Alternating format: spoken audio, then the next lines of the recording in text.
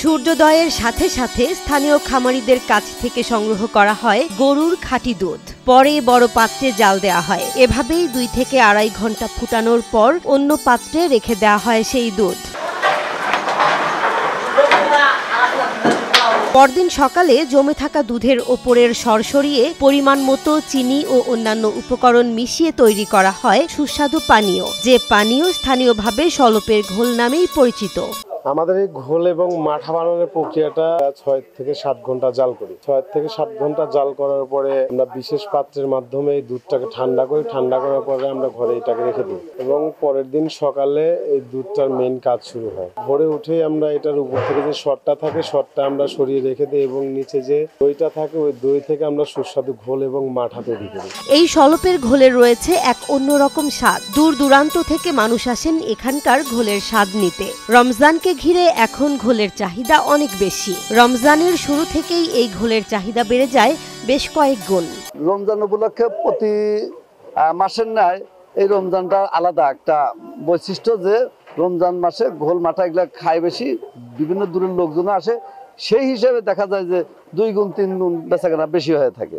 ব্যবসায়ীদের সাথে কথা বলে জানা যায়, রোজায় প্রতিদিন 60 থেকে 70 মণ ঘোল বিক্রি হচ্ছে। চাহিদা বেড়ে যাওয়ায় ব্যস্ততা বেড়েছে ঘোল কারখানার কর্মীদের। রমজান উপলক্ষে আমাদের এই ঘোল এবং মাঠা সারা দেশের প্রায় বাস লাইন এবং ট্রেন লাইনের দূর দূরান্ত যতগুলো জেলা আছে প্রত্যেক জেলা থেকেই আমাদের এখানে ঘোল এবং মাঠা পাইকারি হিসেবে কিনতে আসে। রমজানের শুরুতেই ঢাকা, রাজশাহী, বগুড়া, নওগাঁ সহ বিভিন্ন জেলা থেকে পাইকাররা আসেন এই ঘোল কিনতে। অন্যান্য মাসের তুলনায় রমজান মাসে ঘোল ও মাঠা বিক্রি হয় 2 থেকে 3 গুণ বেশি। ঐতিহ্যবাহী সলপের ঘোল প্রতি লিটার 100 ও মাঠা 120 টাকা দরে বিক্রি করা হচ্ছে।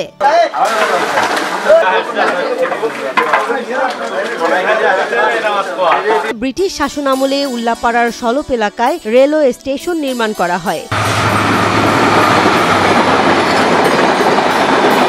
এর 2 বছর পর 1922 সালে স্টেশনের পাশেই ঘোল ও দধির ব্যবসা শুরু করেন স্থানীয় সাদেক আলী খান। তার মৃত্যুর পর ব্যবসার হাল ধরেছেন 2 ছেলে আব্দুল খালেক ও আব্দুল মালিক খান। সেই থেকে সিরাজগঞ্জের উল্লাপাড়ায় তৈরি সুস্বাদু পানীয় সলপের ঘোল নামেই পরিচিত।